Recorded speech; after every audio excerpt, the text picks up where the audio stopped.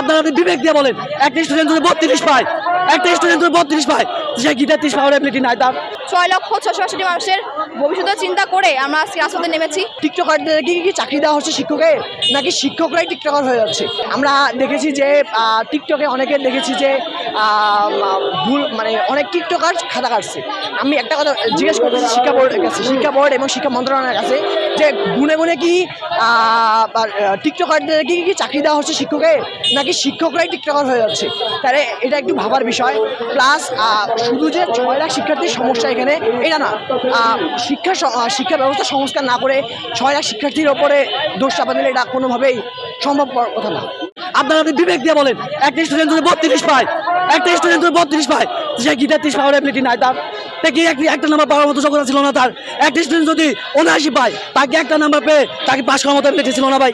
বলেন একটা সাবজেক্ট এক নাম্বার পাওয়ার এবিলিটি ছিল না, কেন তাকে এটা দেওয়া হলো না? কেন দেওয়া হলো না? কি দোষ ছিল ওই স্টুডেন্টের?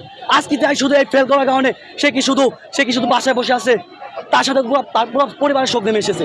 এত পরিমাণ ফেল, যার সংখ্যা দাঁড়ায় 6,662,000। তো আমরা আজকে যারা দেখতেছেন আমাদের সবার স্টুডেন্ট, 6,662,000 মানুষের ভবিষ্যৎ চিন্তা করে আমরা আজকে রাজপথে নেমেছি।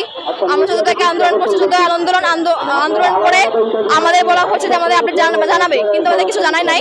আমরা আজকে আসছি, আজকে আমাদের কিছু বলে নাই। চেয়ারম্যান এবং সেনাবাহিনী আমাদের নাম্বার কালেক্ট করেছিল, আমরা যারা প্রতিনিধি আসি, কিন্তু আমাদের কিছু জানাই নাই এখন পর্যন্ত। এজন্য আমাদের আজকে দুপুর 3টা বাজে আমরা শিক্ষা মন্ত্রণালয়ের জন্য আমরা রওনা দিয়েছি। এর মধ্যে পুলিশ আমাদেরকে বললো একটু ওয়েট করতে বললো।